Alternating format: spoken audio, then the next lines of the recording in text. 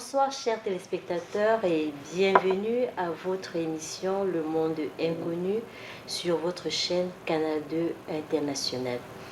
Depuis un moment, nous parlons de la méditation, solution à nos problèmes. Nous allons continuer cette fois-ci sous un angle différent. Je laisse le soin au professeur Emmanuel Ipok, qui est le concepteur de cette émission, de nous dire de quoi il est question ce soir. Bonsoir, professeur.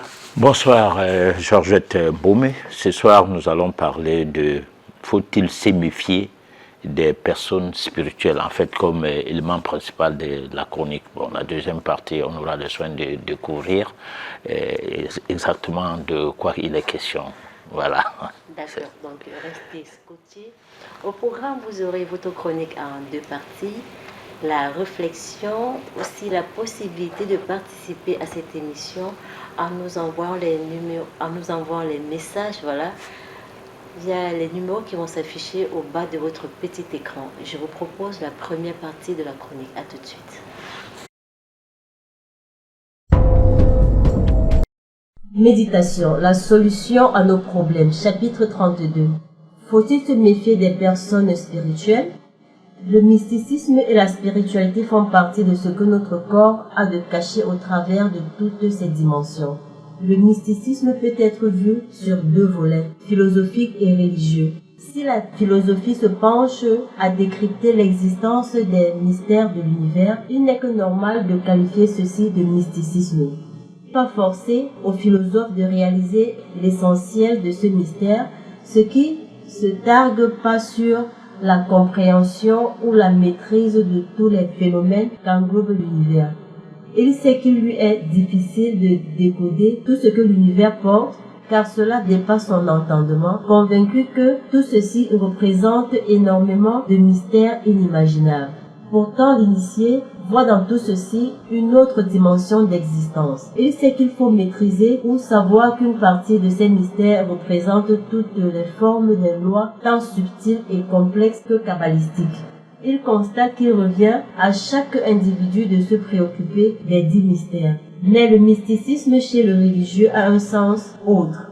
Question de rechercher une union intuitive directe à une divinité devant se mettre à son écoute. C'est là où se trouve le changement de la donne mystique en une transformation religieuse. À cet effet, le religieux va étayer une attention particulière à la façon de lire et ou d'écouter certains récits portés sur les expériences des autres personnes. Il met en danger son être intérieur ainsi que toutes les personnes qui sont autour d'elle. À voir les choses sur des bases conséquentes de purification de son âme, on se voit obligé de s'écarter de tout ce qui a trait à la religion à cause de l'endormissement de l'être intérieur, pas du tout pris en compte dans ces conférences. Ici, nous entrons dans la sphère de la question centrale de cette édition. Faut-il se méfier des personnes dites spirituelles? On ne le saurait dire, car elles se disent spirituelles et se mettent dans un milieu où elles s'établissent être avec un quelconque Dieu, homme de Dieu par exemple, apôtre et autres. Elles expliquent qu'elles communiquent le plus naturellement possible avec celui-là qu'ils appellent Dieu. À ce stade, la réponse à la question de savoir s'il faut se méfier d'une personne s'autoproclamant spirituelle trouve sa nécessité dans les explications métaphysiques sur la renaissance de l'être intérieur chez chaque personne, religieuse, initiée ou non. Il n'est pas question d'exprimer sa croyance en Dieu, mais d'agir d'abord sur les bases des formules culturo-spirituelles, mystiques ou thérapeutiques contenues dans les métamorphoses de l'altérité se retrouvant dans la triple dimension qui conditionne l'homme au cours de son existence. Ici, les sectes étant des religions qui regroupent de personnes répondant aux dimensions de champ psychanalytique et sorciers. De ces lieux évoluent de tous ces gens qui s'identifient d'écueils d'un vécu où la religion n'étant qu'un mouvement et non un lieu sacré. Loin d'être un cercle pathologique de l'effluve érotique, mais finalement un temple de débauche dont parfois la magie noire met à l'éfleur la fragilité des âmes asservies se trouvant dans l'inattendu surprise. Si le mysticisme et la spiritualité étaient envisagés sous le dogme métaphysique, avec pour but de faire le tri à l'entrée du sanctuaire de la connaissance sublime, c'est-à-dire à cerner l'idée mystique d'expériences spirituelles dans leurs différentes dimensions, la mise en œuvre de la transmutation de nos différents corps allait se faire sans faute de ces différents atomes à ces particules occultes en un tout indivisible. Résultat, l'élévation spirituelle de tout un chacun n'allait devenir que chose acquise, voire banale. Il se méfiait des personnes spirituelles. Déjà, qu'est-ce que c'est qu'une personne, professeur, qu'est-ce qu'une personne spirituelle? De toute façon, c'est le mot qu'on écoute. Voilà, parce que si nous sommes préoccupés à ces problèmes, à cette situation, c'est parce que dans la rue, partout, on entend parler des hommes de Dieu, on entend parler des apôtres, et surtout, c'est devenu une épidémie. De nos jours, il y a tellement d'apôtres, tellement d'hommes de Dieu. Presque chaque famille a un apôtre, un homme de Dieu, et deux fois, c'est même plusieurs personnes dans la famille. Alors, entre-temps, la sorcellerie, le coup bas, le commérage, les basses manœuvres et tout continue. On ne voit pas ce que ça a apporté comme changement au niveau de la famille. Bon, donc, c'est un problème préoccupant. C'est ce qui a fait que nous nous penchions sur ça, parce que lorsque nous parlons de la volonté, comme nous le disions au cours des émissions précédentes, parfois c'est un peu très philosophique. Il faut de temps en temps casser, revenir sur du terre-à-terre pour que les gens comprennent que c'est leur émission, autant que c'est la nôtre. Donc c'est notre émission à nous tous. Ce n'est pas une émission qu'on a confisquée dans les girondes de la métaphysique philosophique, mais plutôt de la métaphysique sociale. Alors donc, l'homme spirituel, faut-il se méfier de celui qui dit qu'il est un homme spirituel, ou alors il faut lui accorder le crédit? Je crois que c'est une préoccupation qui nécessite à ce que cette question-là soit une question dont chacun de nous doit trouver réponse au quotidien lorsqu'il est en phase avec les mouvements religieux. Parce qu'il y a deux types de mouvements religieux, surtout dans notre pays, qui font, qui s'étalent. Parce que lorsque vous êtes bouddhiste, personne ne le sait. Ou alors on le sait peu. Bon, lorsque vous êtes musulman, c'est au carrefour que tu pries. Oui. C'est tout le monde qui te voit prier. Bon, mais alors lorsque tu quittes l'endroit où tu pries, où tu quittes la prière, à l'instant même, tu peux commencer à insulter les gens. Ou tu peux commencer à dire n'importe quoi aux gens. Oui. Ou tu peux engager des discussions inappropriées par rapport à ta stature, à ta qualité, je veux dire, de quelqu'un de spirituel. Alors donc, l'homme, faut-il se méfier de cet homme? Je ne peux pas dire oui d'emblée. Nous sommes en train d'explorer cette chronique et nous devons arriver à une conclusion qui ne sera pas la nôtre, qui sera une conclusion des gens qui nous écoutent. Voilà. Mais est-ce que une personne, professeur Emmanuel Lippold, spirituelle, devrait s'étaler? Alors c'est là une des choses. La lumière ne dit pas « je suis la lumière ». La lumière éclaire, un point trait. Donc, on n'a pas besoin de... Ce n'est pas un titre professionnel, à ce que je sache. C'est-à-dire, un homme spirituel ne devrait... En fait, c'est un problème de colonisation. Oui. Parce que lorsqu'on lit le code pénal que la France nous a emprunté, Parce que j'entends par emprunter, ça veut dire que c'était un document écrit en France, peut-être pour la France, mais qu'on enlevait partout où il y avait le mot France, on écrivait Cameroun. Alors, pour protéger les religions, ou la religion coloniale qu'il y avait à l'époque, il fallait tout simplement parler des hommes de Dieu, directement. Bon, l'homme de Dieu était le missionnaire. Ce n'était pas une personne que Dieu a envoyée aux gens qui doit les enseigner par l'exemple, la pratique de l'amour du prochain. Puisque, en fait, on parlait de l'amour du prochain, mais les armes accompagnaient la Bible. Oui. Alors, là où les gens ne voulaient pas se baptiser, on le faisait, on le baptisait par force. Il suffisait de tirer sur une personne, tout le monde se met dans l'eau. Bon, nous avons des vidéos qui les témoignent. Malheureusement, nous n'allons pas les présenter ce soir. Bon. Alors, là où les gens faisaient les pratiques, c'est pas moi, dans le cadre de la médecine de l'époque, la médecine traditionnelle de l'époque, on les intimait l'ordre d'arrêter avec cette médecine parce que déjà en France, les autres médecines sont de pratiques déloyales. Donc, on a exporté le même comportement ici, les mêmes lois. Donc, rien de l'Afrique n'était autorisé. Voilà. Et résultat, l'homme de Dieu, c'est une nomination, ce n'est pas un mérite.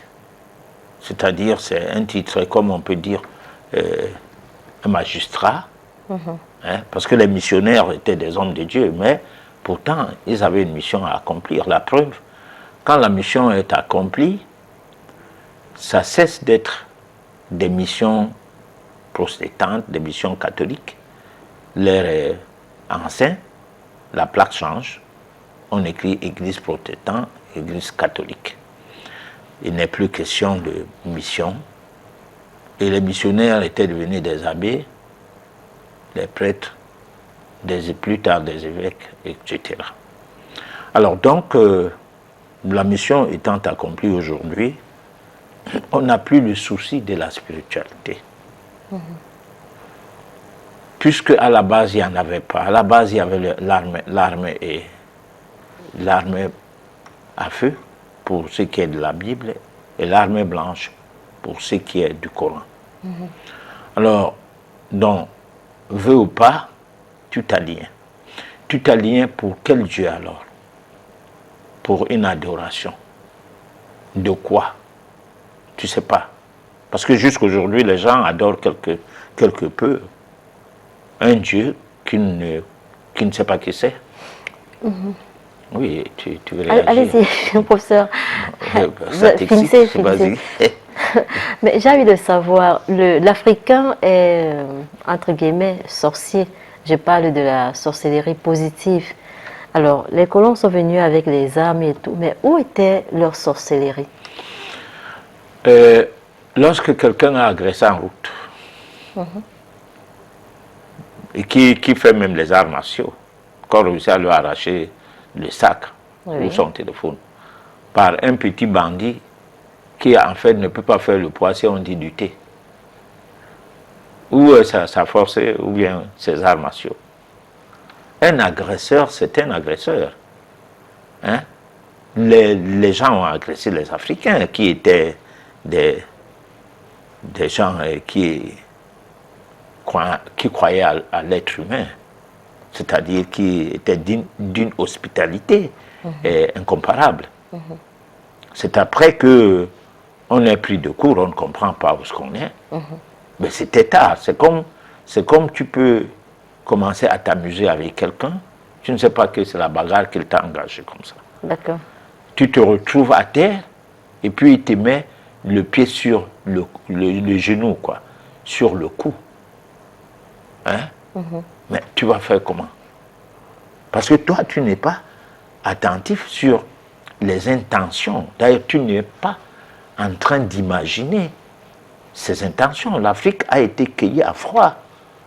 Ce n'est pas une histoire de faiblesse ou bien nos magies, comme on peut bien dire que nos fétiches étaient où, non. Hein? Les gars, ils sont venus avec leurs fétiches. Parce que le mot fétiche, ce n'est pas un mot africain. Nous utilisons une langue d'emprunt. Tout ce mot existe depuis. Oui. Parce qu'il y a des mots qui ont évolué, qui sont arrivés après la colonisation. Par exemple, le mot tribu est arrivé après la colonisation. Mais le mot race existe depuis, avant la colonisation, avant l'esclavage.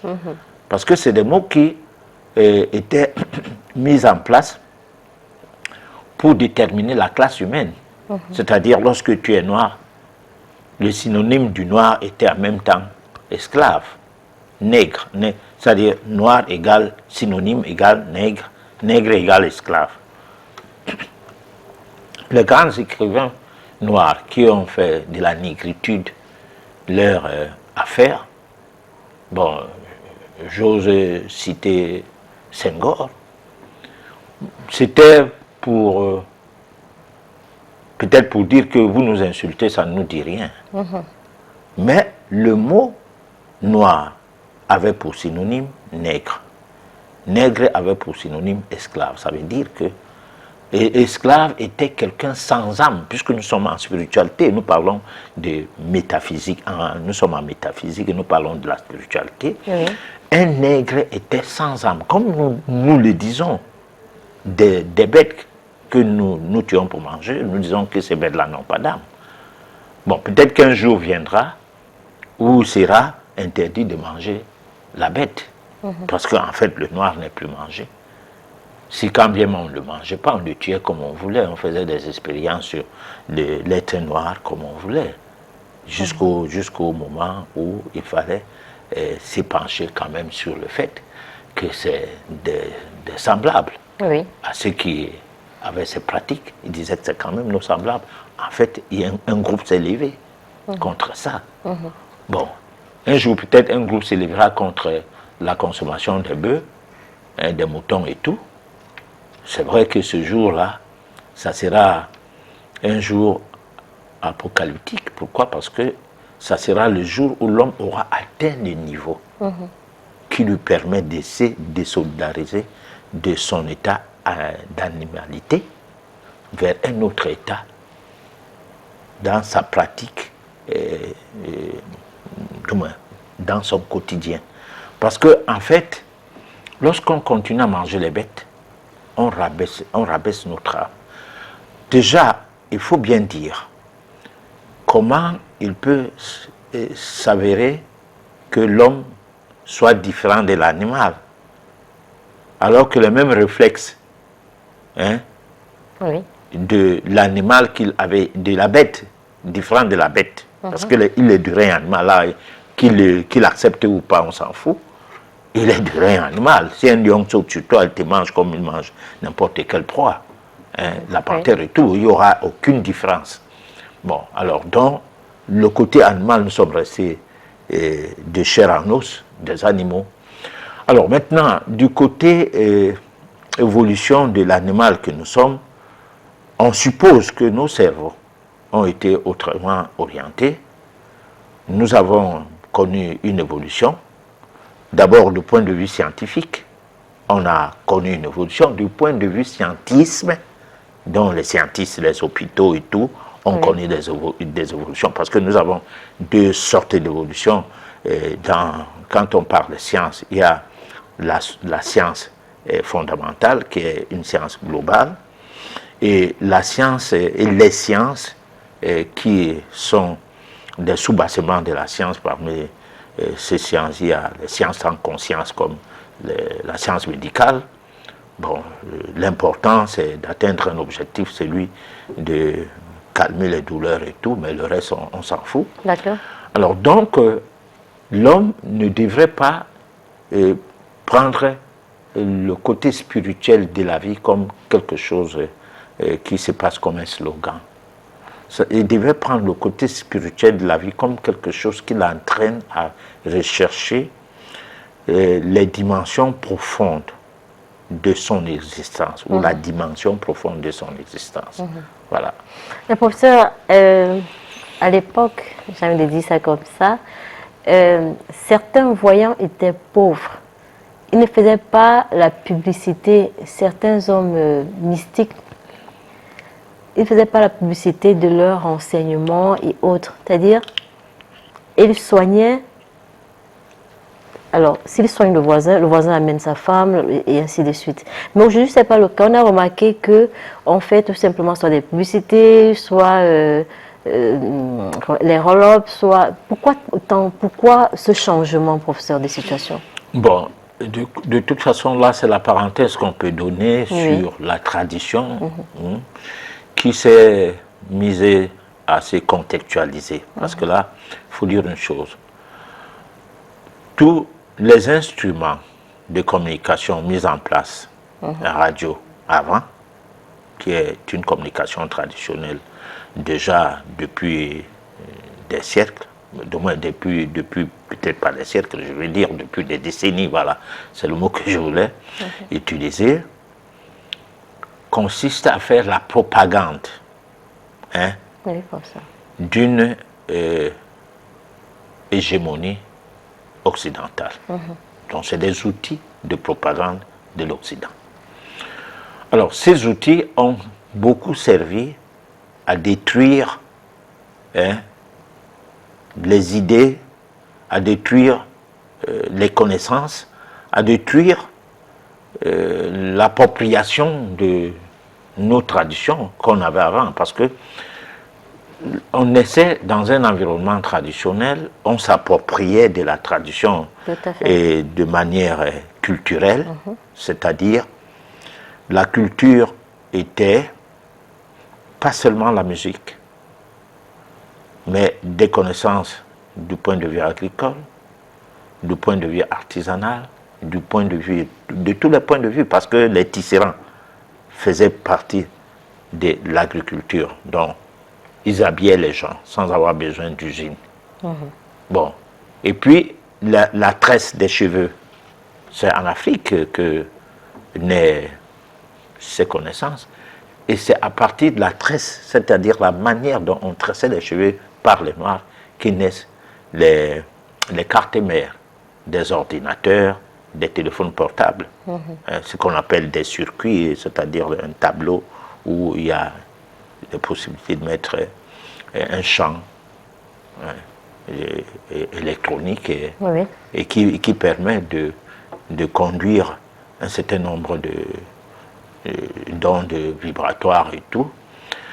Alors, maintenant, ces outils étant utilisés pour la destruction culturelle de l'Afrique, l'Afrique n'a pas pu se développer sur la base culturelle.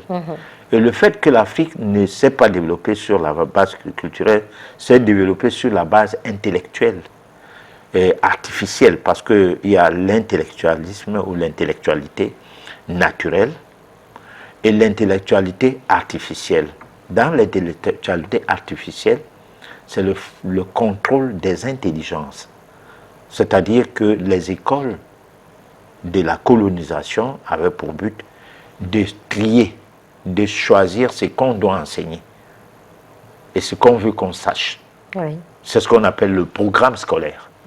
C'est-à-dire que les politiques mises en place vont même dans le sens que si tu n'enseignes pas comme la colonisation a bien voulu, jusqu'aujourd'hui où on est néocolonisé, les institutions comme l'UNESCO ne reconnaissent pas ton diplôme. Alors, cela ne s'impose pas en Asie. C'est en Afrique que cela s'impose, parce que tous les pays du monde, particulièrement de tous les continents, ont été colonisés.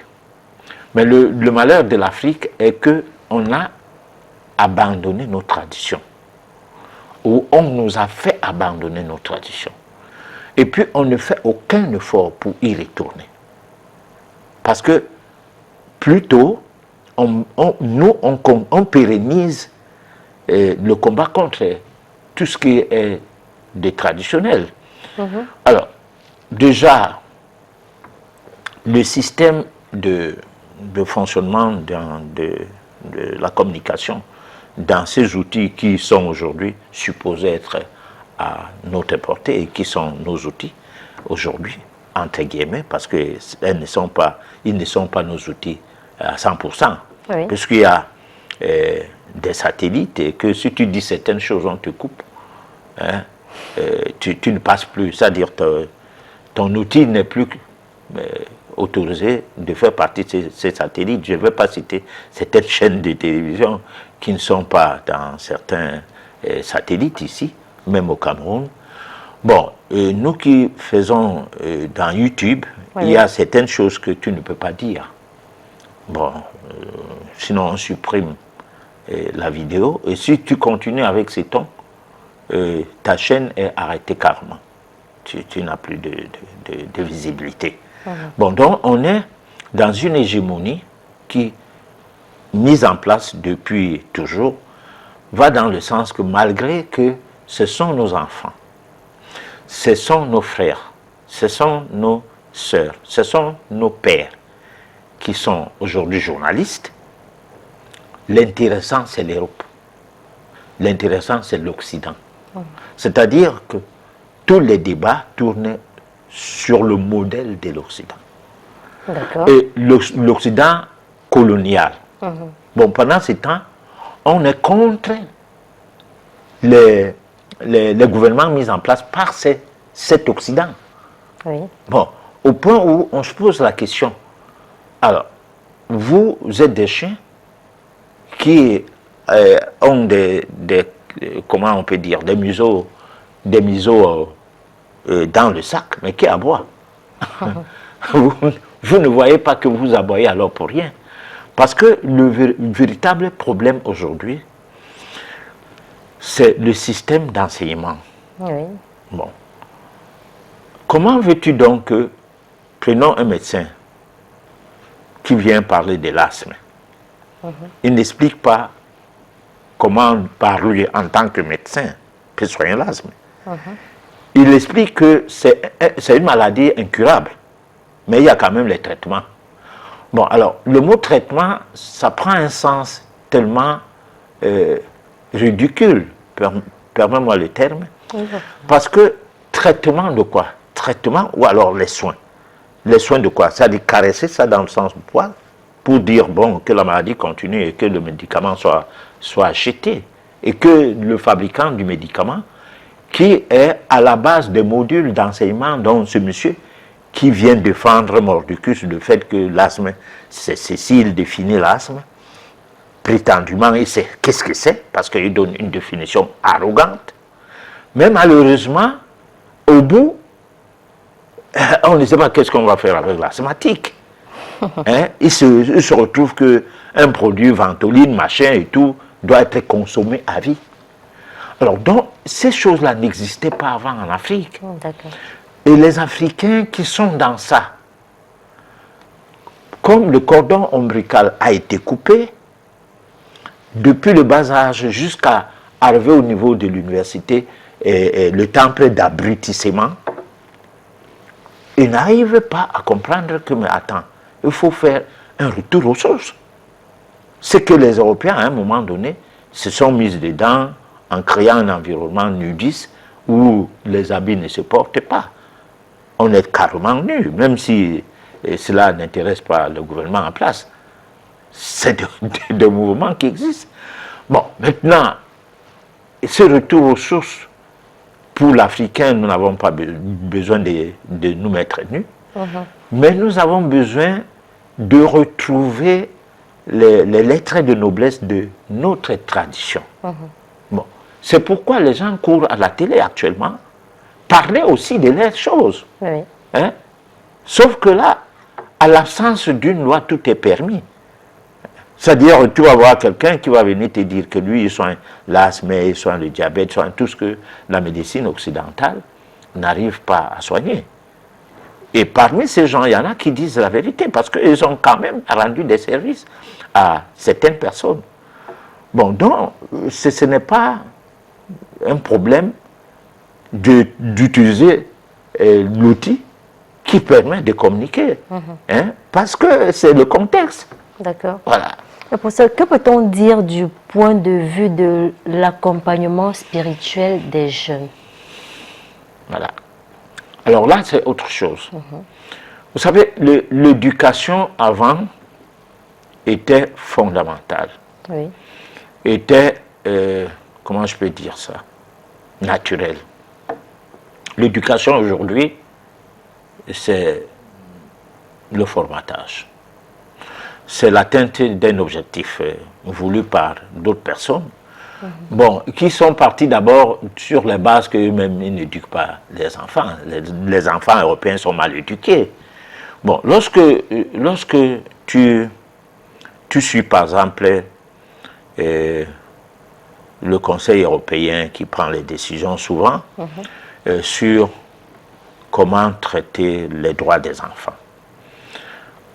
Ces droits sont étudiés apparemment ou vraisemblablement sans interjecter les parents. Comme pour dire que le parent n'a pas le droit à son enfant. C'est le système mis en place qui veille sur l'enfant, pas le parent. C'est ce qui fait que l'enfant, s'il t'insulte, hein, et que tu le corriges, le voisin appelle, on peut te mettre en prison à cause de l'acte posé sur l'enfant, sans tenir compte de qu'est-ce que deviendra l'enfant après. C'est-à-dire, on va prendre ton enfant, le jeter dans une marmaille et d'autres enfants qu'on a arrachés aux parents comme ça.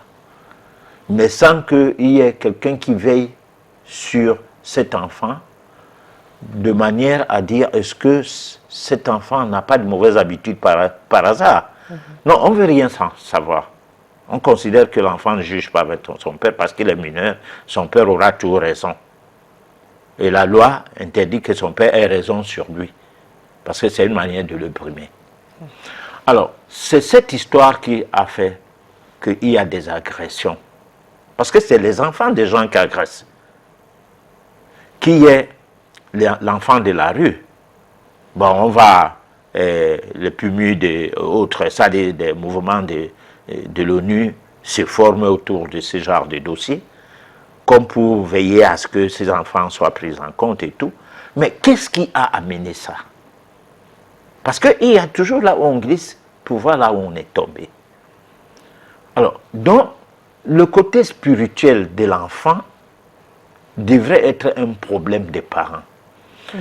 Alors, parce que c'est le côté spirituel qui devrait aider à ce que tu peux marcher comme on marchait avant, quand les enfants en Afrique étaient tenus par les parents.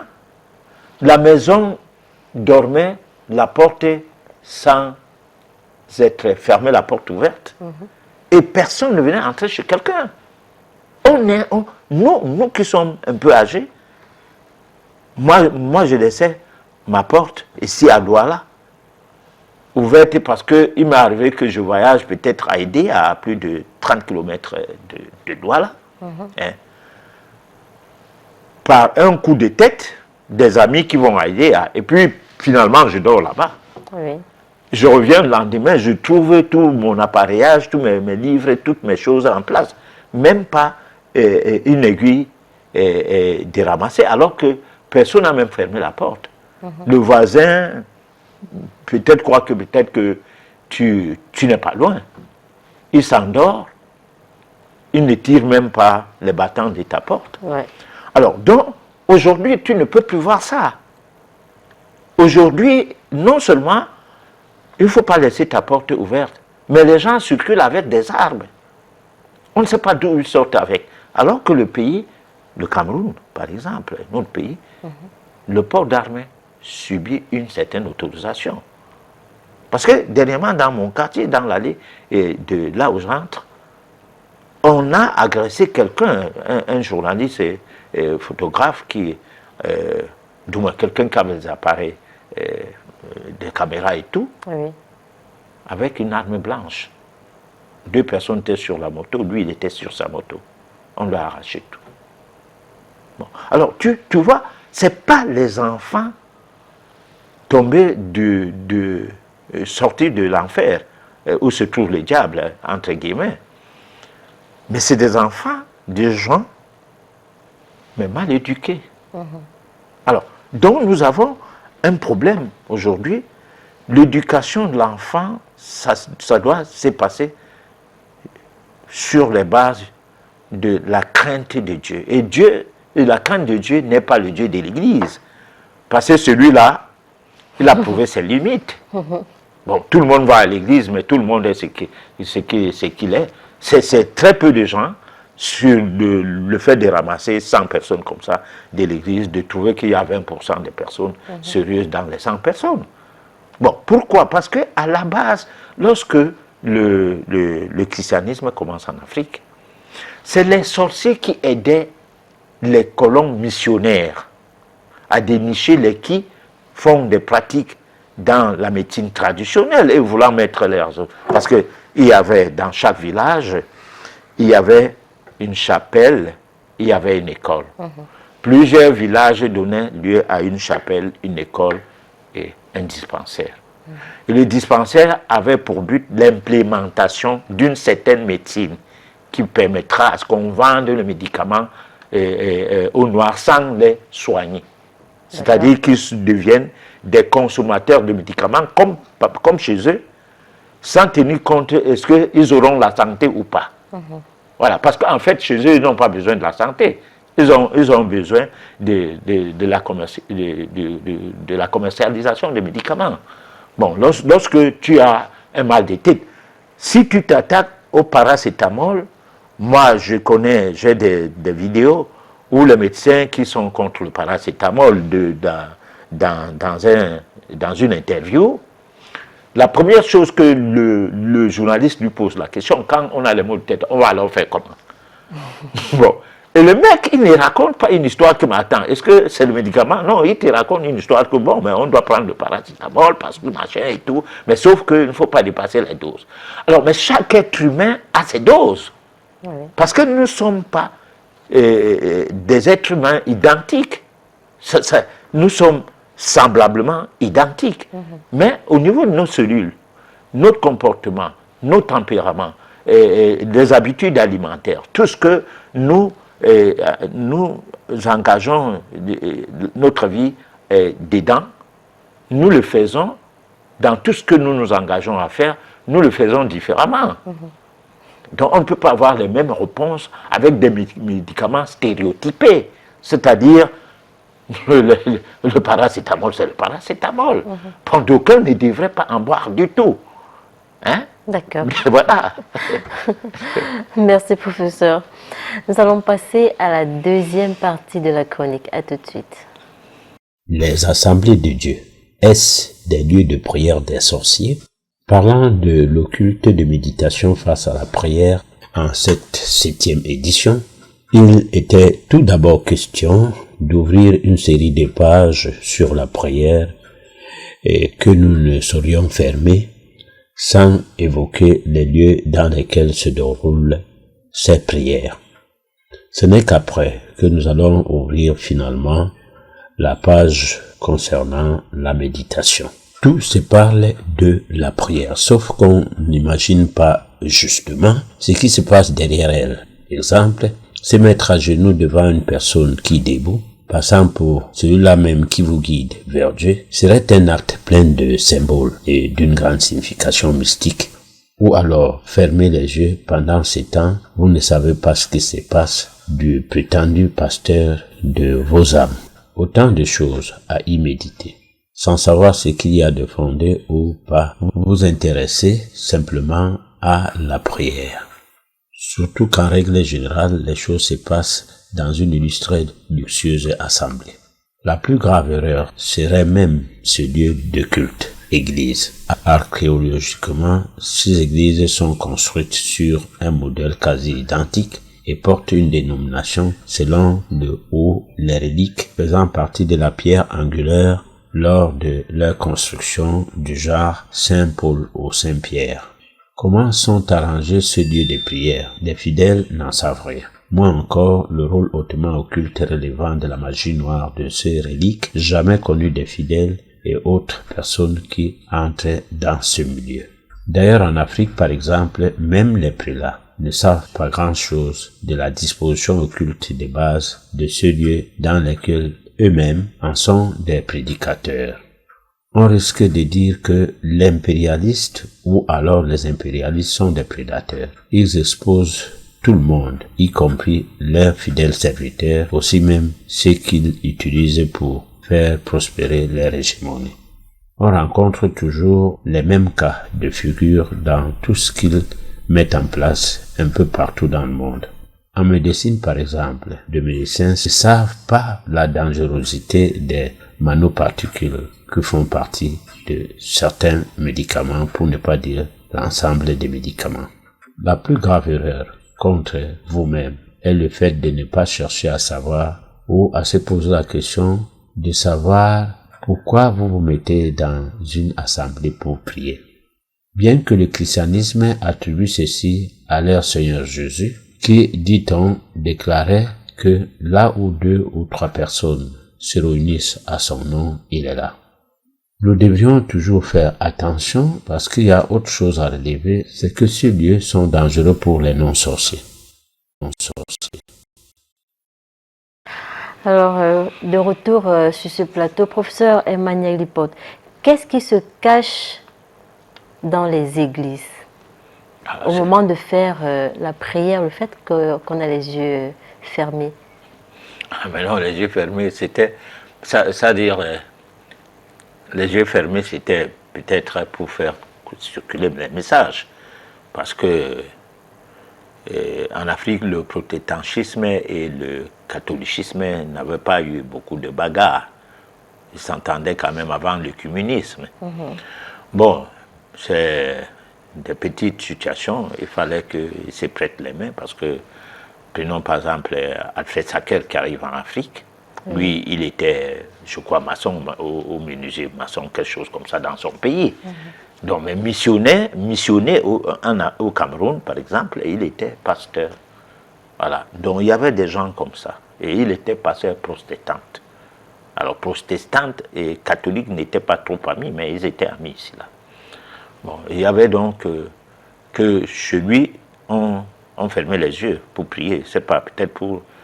Comme son rôle, son véritable rôle. Oui. Alfred Sacker avait beaucoup plus de problèmes avec des gens qui étaient avec plusieurs femmes. Beaucoup plus. Tous les doigts là qui avaient plusieurs femmes et tout avaient connu beaucoup de problèmes avec ce monsieur qui, lui, il avait laissé sa femme ou ses femmes et ses enfants avant de venir ici. Bon, plus on a des enfants, plus l'Afrique se remplit, moins elle continue à être une réserve de matières premières. Bon, donc là, c'est la parenthèse qu'il faut réfléchir sur ça quand même. Bon, alors maintenant, attends, ta question te revient. Bon, je me perds un peu sur le fil de ta question, tu dis. En fait, comment sont arrangés les lieux de prière, Bon, professeur? alors, donc, les lieux de prière, par exemple, chez les catholiques, c'était différent des protestants. Parce que quand tu entends Saint-Paul, Saint-Pierre, ça veut dire que les reliques de Paul et de Pierre sont à cet endroit. Bon, alors, pourquoi trimballer les reliques d'un coin du monde, donc de Rome jusqu'en Afrique? Oui. Bon, ces reliques-là, c'était pour marteler le fait que le message de Jésus doit être emprisonné pour qu'il ne soit pas de nature à s'ouvrir. Parce que si ce que Jésus avait donné comme enseignement avait été suivi par ces mouvements-là, c'est que l'amour du prochain est possible dans ces mouvements. Malheureusement, le but était ailleurs. Bon, lorsqu'on sait aussi que pourquoi le christianisme a mordu en Afrique, l'une des raisons est que c'est la copie, la mauvaise copie des pratiques religieuses africaines, ou la pratique principale religieuse africaine qui a été plutôt empruntée est collé sur Jésus, hein, de la manière dont on nous enseigne Jésus aujourd'hui. Alors, dans l'Africain, c'est-à-dire, comme les gens disent, allons avec le message qui est le leur, mais faisons ces messages, faisons ces messages comme nous on veut. D'accord. Bon, voilà. Donc, la prière n'est pas la méditation non plus. Et les lieux de culte sont des lieux où se passaient beaucoup de choses. C'est-à-dire que grâce au culte, on pouvait faire la détective. C'est-à-dire que le prêtre pouvait, à travers comment on appelle ça, la confession, Oui. déterminer qui avaient l'envie de les chasser, de chasser le mouvement religieux ou bien le mouvement colonial, c'est-à-dire l'administrateur colonial devrait utiliser l'Église pour détecter les qui sont censés faire quoi. Bon, donc la confession n'était pas seulement une histoire qui concernait c'est pas moi, Dieu, ou bien l'Église dans le sens de purifier les gens pour dire ne faites plus le péché. Mais c'était une manière de... Le prêtre n'était pas considéré comme quelqu'un qui fait partie de l'administration coloniale. Le prêtre était considéré comme quelqu'un qui fait partie d'un monde à part. D'accord. Hein? Et que Jésus étant blanc sur la croix, le prêtre était blanc. On croyait beaucoup plus à ce qu'il apporte une réponse d'assouplissement, Oui. hein, par rapport à la brutalité coloniale. Mais sauf que, par moments, les prêtres tapaient les gens à l'église. Tapaient sur les gens à l'église. Comment ça se fait? Mais oui, mais moi j'ai vu. Hein, plus d'une fois, on tape sur une vieille femme parce qu'elle est mal assise. Ou on tape sur une autre personne parce que c'est sûr, parce que tu as parlé à ton voisin. Peut-être tu l'as dit, assieds-toi bien. Le prêtre quitte là-bas, le prêtre blanc, il vient et te gifle, quoi. Tu tombes, on ne parle pas ici. Ok. Voilà. Nous allons suivre la réflexion et on vous revient pour la suite de cette édition. À tout de suite.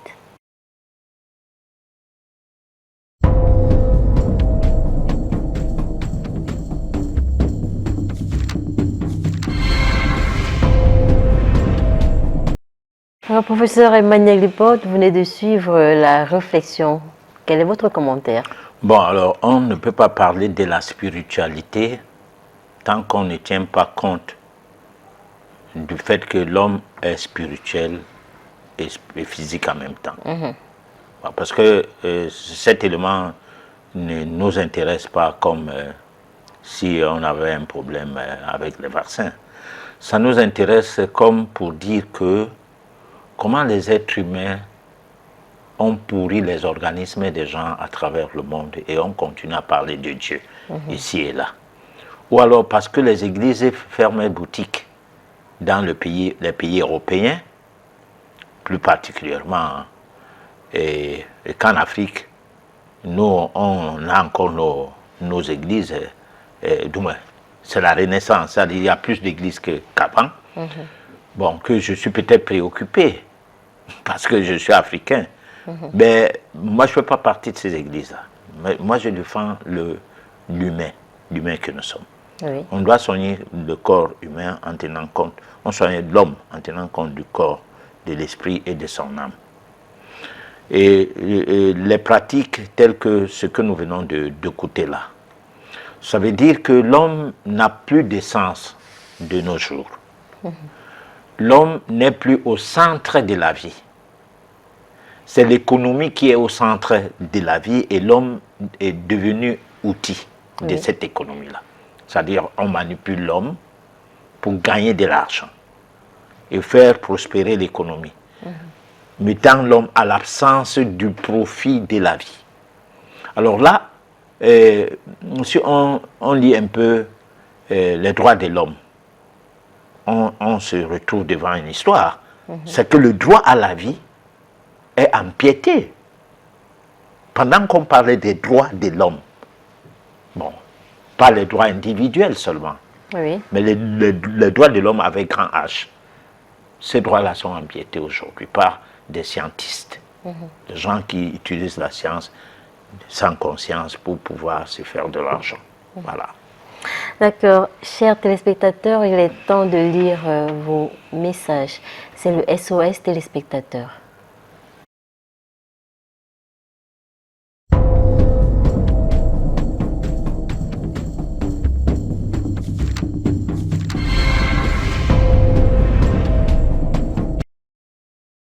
Alors, bonsoir professeur Emmanuel Lipote, belle émission. S'il vous plaît, comment reconnaître une personne spirituelle? Très compliqué. Une personne spirituelle est une personne humble, déjà, qui s'efface, qui ne se distingue pas des autres personnes, sauf par son attitude, par son comportement. Et ce comportement-là, c'est un comportement qui fait en sorte que je ne peux pas le décrire. Alors c'est pour cette raison que nous pensons qu'il y a lieu de s'initier, parce qu'en fait, seules les voies initiatiques permettent à un homme d'acquérir des attributs spirituels. Voilà. D'accord. Bonsoir, grand professeur. Merci pour vos émissions qui nous édifient. J'ai 3 enfants avec 3 pères différents.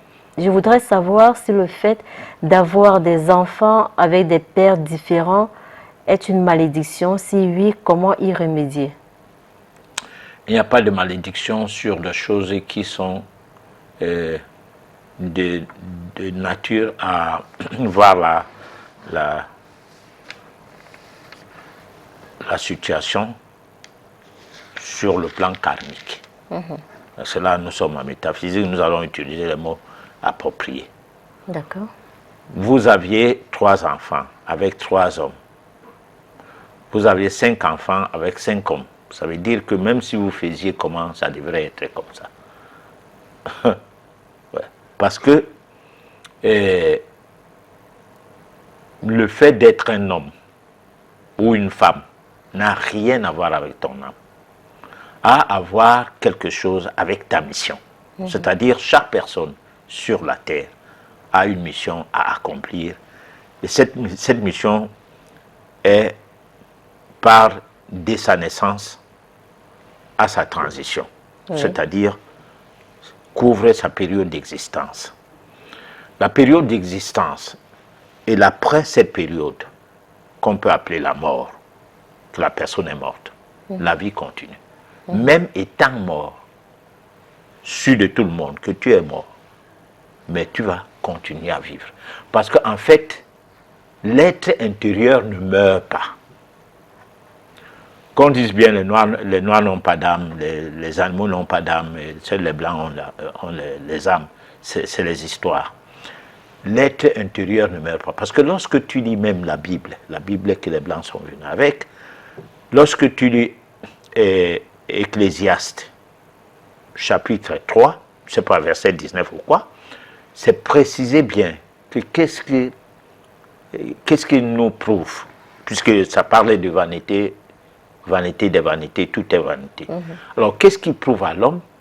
Que lorsqu'il meurt, son esprit monte, son esprit entre guillemets, son âme, et qu'est-ce que prouve à l'homme que la différence entre l'homme et la bête, est-ce que c'est parce que l'homme, le fait de croire que lorsqu'il meurt, son esprit monte, et que lorsque la bête meurt, son esprit descend?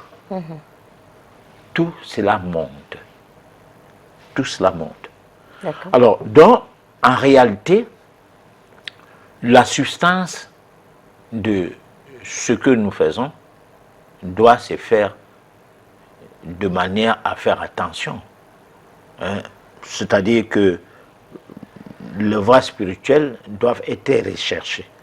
Voilà. D'accord. Bonsoir professeur, je suis Kamara Oumar depuis Guinée-Conakry. Je voudrais savoir si le Dieu unique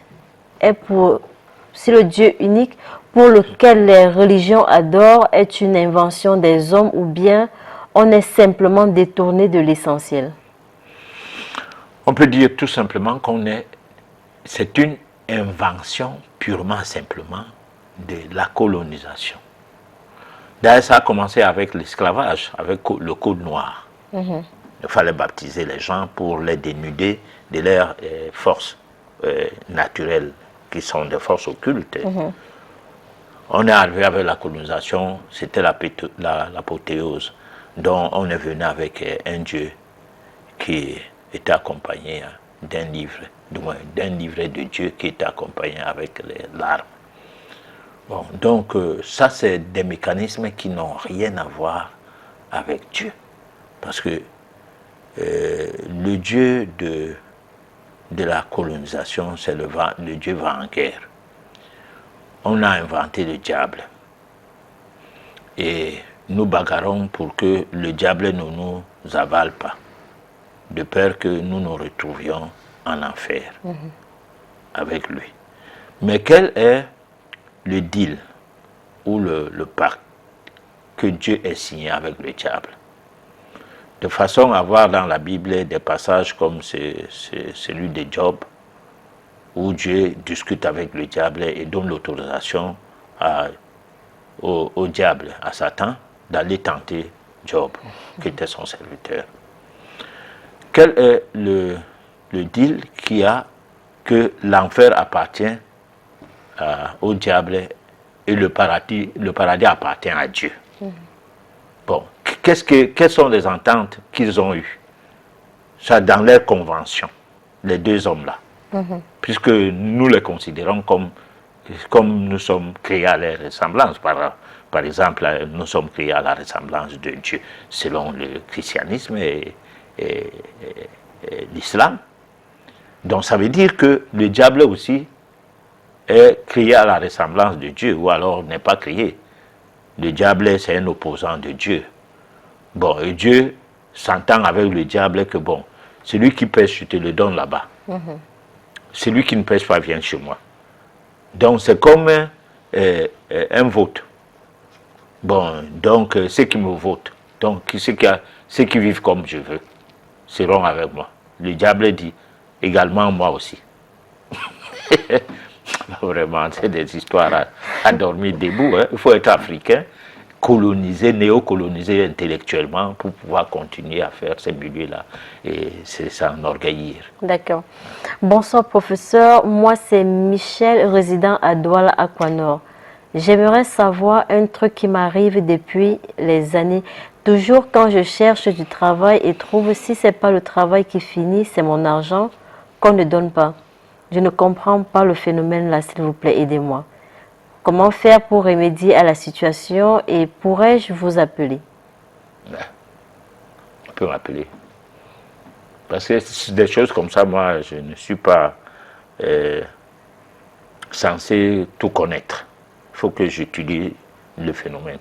On peut m'appeler personnellement au 6 77 68 95 70. Bon, parce que les choses comme ça, on peut échanger pour essayer de voir.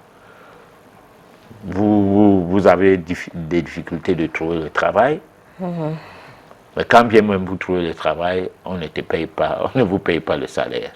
Bon, c'est des phénomènes qu'il faut voir. Est-ce que c'est karmique?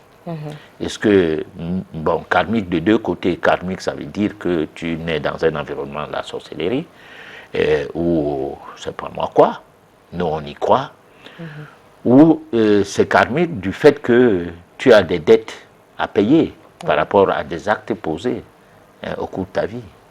Voilà, parce que le karma prend un sens négatif de deux manières, soit des actes directement liés à ta vie que tu vis là maintenant, puisque les décisions que nous prenons peuvent retourner contre nous. Voilà.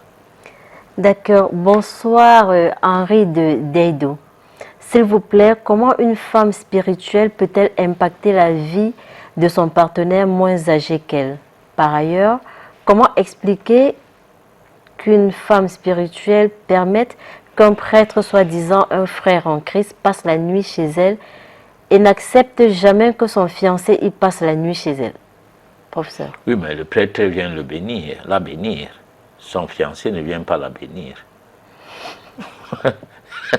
Le prêtre vient prier. passe toute la nuit à prier, son fiancé passe la nuit à dormir avec elle. Bon, donc, moi, je suppose. Hein. Professeur. Bon, je suppose parce que ça ne se comprend pas. Ça ne se comprend pas comment les choses se passent comme ça. Bon. Donc, nous prenons le message au mot. Toi, tu es fiancé à une femme. Tu n'as pas le droit de dormir chez elle. Le prêtre qui est de sexe contraire a le droit de peut-être pas de dormir avec elle, mais de passer la nuit dans sa chambre. On sait qu'il y a un problème. Peut-être que la dame là, ça se passe régulièrement, que le prêtre vient prier seulement. Bon, ce ne sont pas les enfants. Je crois que le message, ça se comprend. Bon, est-ce que c'est donc bon? C'est donc nécessaire que toutes les nuits, ou alors régulièrement, le prêtre vient prier, et sans qu'on ne soupçonne le prêtre. Voilà, c'est là le fond de la question. D'accord. Bonsoir professeur, que pensez-vous de tous ces prophètes des églises de réveil qui ne cessent d'envahir notre société? Font-ils réellement des miracles comme Jésus le faisait à son époque? Veuillez éviter d'appeler, s'il vous plaît, envoyez uniquement les messages. Alors moi, je ne sais pas, le mot miracle veut dire quoi?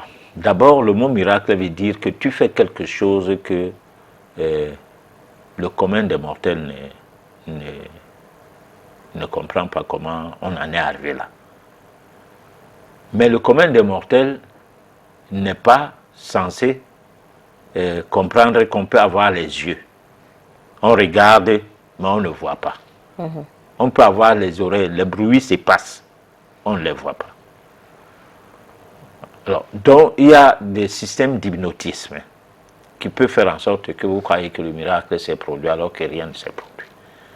En dehors des arrangements qu'il y a derrière ces dossiers. Parce que il y a des dossiers que, bon, si je veux faire fonctionner mon église, que j'ouvre une église aujourd'hui, ici à Akwa, je vais prendre les gens de Niala, hein, très très loin d'Akwa, et de villages, de Newton Aéroport, donc de tous les quartiers éloignés d'Akwa, et je leur donne de l'argent. Ils viennent à mon église abonder. Et tous sont des infirmes qui aveuglent, qui infirmes, qui mal de ceci, mal de cela. Bon, on va prier sur ce genre. Et le miracle, entre guillemets, va se produire que quelqu'un qui était venu avec des béquilles, le voilà qui marche normalement. Ça, on a vu ça ici à Douala, la capitale économique de notre pays. On a vu faire ça. Certaines églises sont nées sur la base de cette supercherie. Et ça a fonctionné parce qu'à un moment donné, bon, il y a que les gens y allaient étant vraiment infirmes, mais perdaient leur béquille pour les retrouver après, avant d'arriver au quartier. Ils ne viendront plus demain. Oui. Parce que la psychologie de l'être humain peut redimensionner ses énergies au point où il peut se retrouver dans une conviction des faits établis et que c'est par après à commencer à se questionner qu'il se retrouve encore à la case départ. Voilà. Ok, bonsoir professeur Emmanuel Lipote. Avez-vous une école? J'aimerais bien me faire initier par vous. Jean Didier. Bon, la personne va, je redonne le numéro 16 77 68 95 70. Ça c'est mon numéro personnel pour discuter des choses purement intimes. Alors, on ne peut pas, déjà il y a une école, du moment où nous avons des chroniques, on défend les thèses de ces chroniques. Quand nous donnons un titre à une chronique, on essaie de défendre notre chronique, parce que nos chroniques sont écrites. Ce n'est pas le genre d'émission où on met un thème, on affiche le thème au bas du petit écran, on en discute. Non, on travaille sur les thèmes. Voilà. D'accord. Bonsoir, grand prof. S'il vous plaît, selon vous, à quoi peuvent être dus des manques d'attention permanente? Voilà. Veuillez éviter, s'il vous plaît, d'appeler. Alors, je reprends. Bonsoir, grand prof. S'il vous plaît, selon vous, à quoi peuvent être dus des manques d'attention permanente chez quelqu'un? Est-ce un problème d'ordre spirituel? Bon, on a parlé de tempérament, on a parlé de volonté, on a parlé des désirs, on a parlé bien des choses au cours des éditions écoulées. Alors, il y a la dernière édition, on parlait de la volonté inconsciente, c'est-à-dire il y a des choses que nous faisons de tout cœur, mais nous ne savons pas qu'est-ce que nous faisons comme ça. Voilà. Donc, on doit apprendre à être conséquent dans nos actes. Les actes que nous posons, nous devons être conséquents. Nous devons essayer de nous conformer à ce que notre personnalité puisse évoluer. Qu'on soit d'une personnalité de gens qui veulent aller vers l'initiation. C'est pour ça que nous parlons de la méditation. Parce que nous disons toujours que la méditation est un outil qui nous permet de nous diviniser. C'est-à-dire, nous sommes sans doute, pour ceux qui le savent déjà, nous avons en nous, au sein de nous, une attribut divine. Mais sauf que nous ne l'utilisons pas. C'est pourquoi nous avons des problèmes d'ordre matériel et d'ordre spirituel. Alors si on prenait acte, on prenait conscience de l'existence du divin en nous, on n'aurait pas ces problèmes. On n'aurait pas vraiment de problèmes.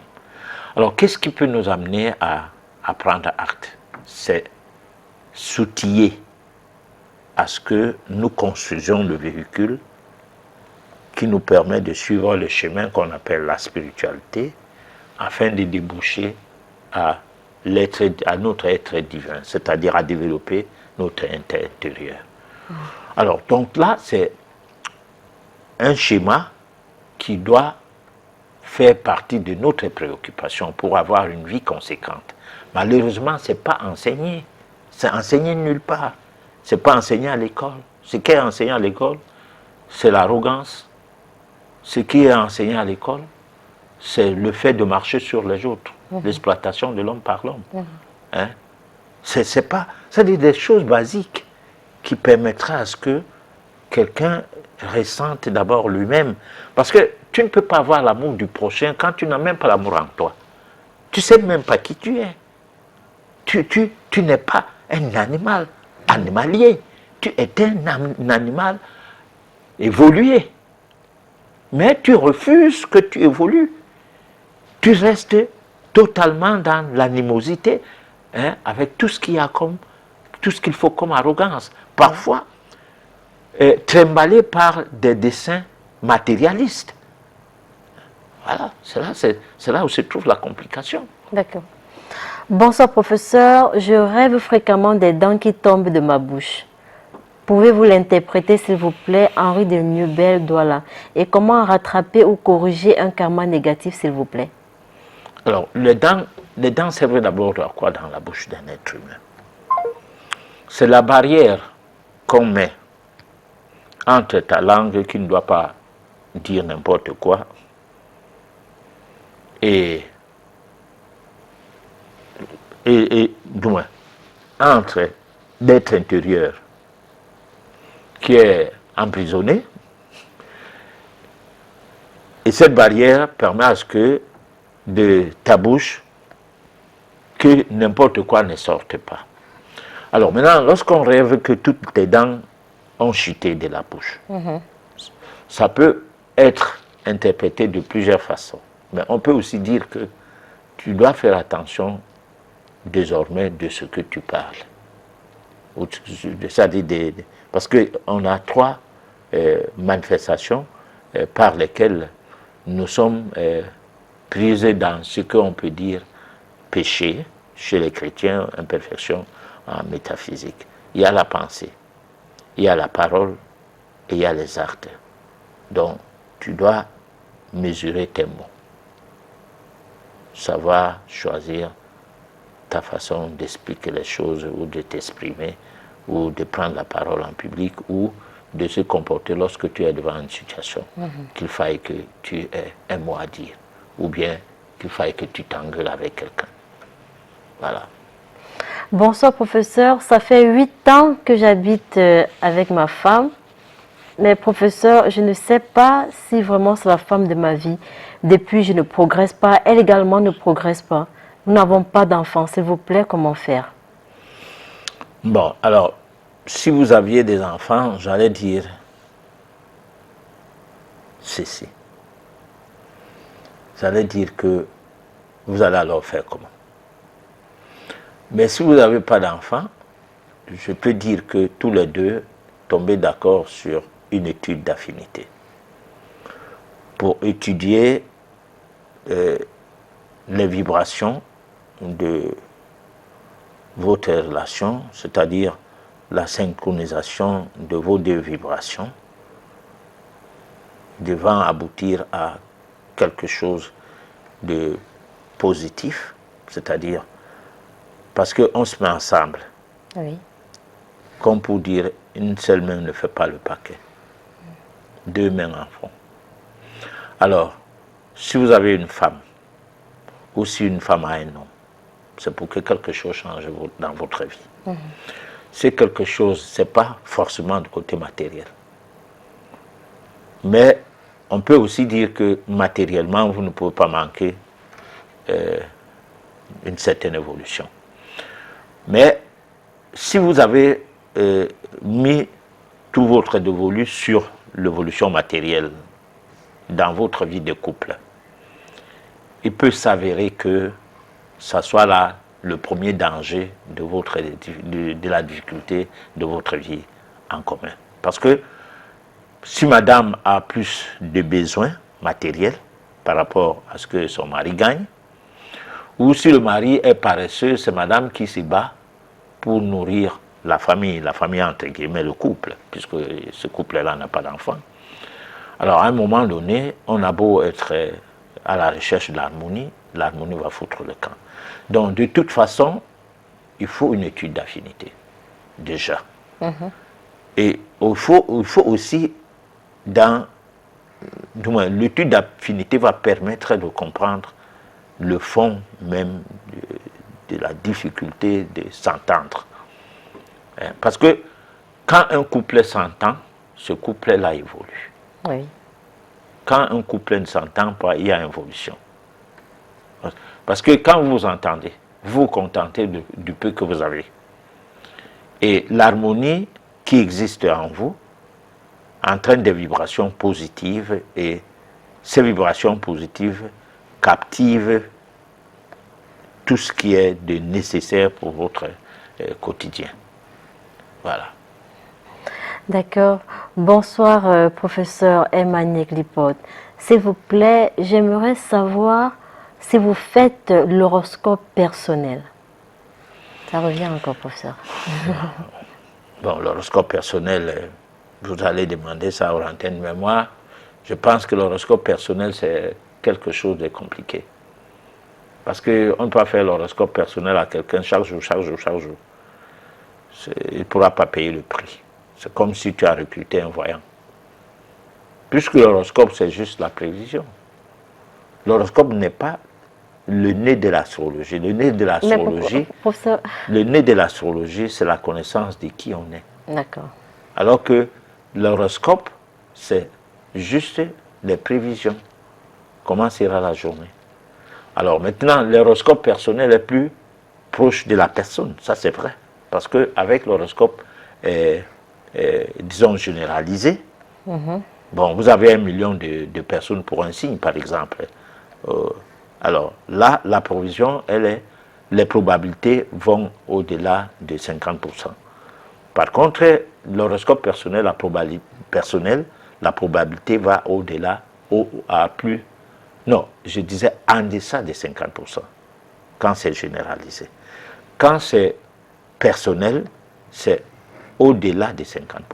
Donc, on peut se retrouver avec 60% de probabilité positive. Voilà. Bonsoir, très belle émission. Est-ce que le charme peut rendre quelqu'un fou? Si oui, comment y remédier? J'ai une connaissance qui commence à flipper et partout on nous dit qu'on l'a envoûté. Oui, moi, dans mon enfance, j'ai connu une jeune fille que je voulais d'ailleurs marier, mais il y avait un grand frère qui la voulait aussi. Alors, à un moment donné, cette fille avait fugué et s'est retrouvée chez le grand frère en question. Grand frère entre guillemets, c'est-à-dire, nous sommes dans le même village. Bon, donc les grands frères sont ceux qui sont nés avant. Alors, cette fille avait fugué, ça avait obligé les parents et les jeunes hommes du côté de la famille de la jeune fille d'aller faire des problèmes là-bas. Alors, on a bastonné le type, mais jusque-là, la fille ne voulait pas quitter là-bas. Et on s'est mis donc à chercher les voies et moyens, et on a comment faire à ce qu'elle quitte là-bas. Bon. Parce que dès qu'on l'amenait à la maison, elle passait toute la journée comme une folle à chanter le nom de l'homme là, laissez-moi partir chez monsieur tel, laissez-moi partir chez monsieur tel. Son gars, quoi. Son gars, entre guillemets, au point où c'est quand on a travaillé sur elle minutieusement, avec plusieurs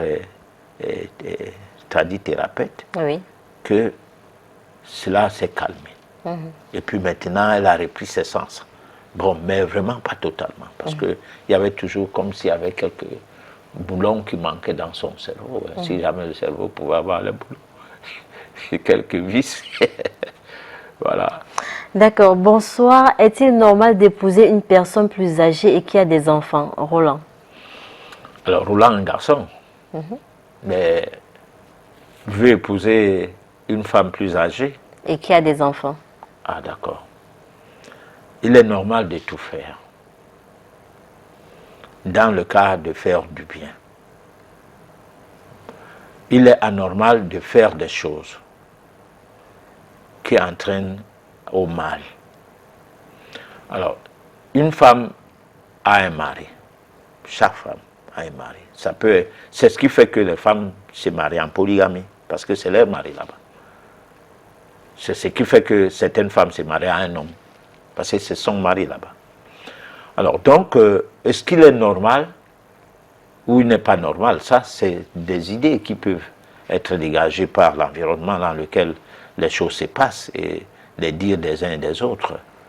Mais du point de vue karmique, tu as une dette envers une personne, hein, et cette personne-là a fait des enfants avec d'autres, les autres l'ont abandonné avec des enfants. Toi, tu as une dette karmique, c'est à toi qu'il revient finalement maintenant de porter la charge pour payer ta dette. Alors, en quoi cela serait anormal? Il n'y a pas question de normal ou pas normal dans ce genre de choses. Voilà. Ok. Alors, salut professeur, je suis Franck Dakwa. Je suis au chômage et quand j'ai un travail, je ne dure pas avec. Qu'est-ce qui fait ça? Et pourtant, je me porte bien. Vous allez appeler hors antenne. On va voir si c'est qu'il faut faire une voyance ou pas. Parce que dans tout ça, il faut aussi dire que ce n'est pas tout le monde qui est né pour travailler chez les gens. C'est ça, parce que moi, ce n'est pas le problème du chômage. Il faut chercher à faire quelque chose. Moi, je suis un chômeur patenté, moi, je suis un chômeur depuis. Mais je ne vais pas me plaindre.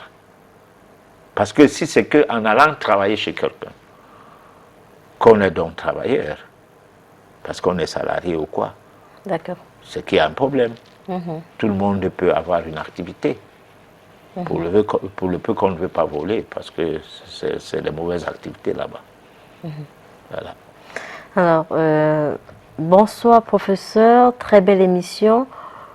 Peut-on s'auto-initier soi-même par tout ce que nous propose la Bible, la philosophie, la psychologie, la sociologie, etc. Ou alors il faut nécessairement se faire initier? Alors ça dépend. Les vieilles âmes n'ont pas besoin d'entrer dans une école initiatique. Parce que c'est des écoles qu'ils ont eu à fréquenté, avant de réincarner plusieurs fois, ils ont fait plusieurs écoles. Ces âmes-là ont besoin de la lecture. Lire des livres comme la Bible, comme le Coran, pour ne citer que ces deux livres-là, mais lire aussi des livres de la foi Baha'i, les livres des bouddhistes, des documents de la Rose-Croix, de la franc-maçonnerie, lire tout. Parce que c'est des personnes qui savent qu'est-ce qu'elles lisent. Bon, les gens qui ne savent pas qu'est-ce qu'elles lisent ne doivent pas lire les livres parce qu'il y a des livres dangereux. Bon, parce que quand tu lis un livre, c'est comme quelqu'un qui est sur Internet. Hein, il entre dans tous les sites pour chercher des choses alors qu'il n'a pas la qualité, hein, ne sait pas comment faire les requêtes pour les choses dont il a besoin. D'accord. Voilà. Alors, on va se quitter sur ce message. Bonsoir, professeur. S'il vous plaît, une astuce pour soigner la sinusite.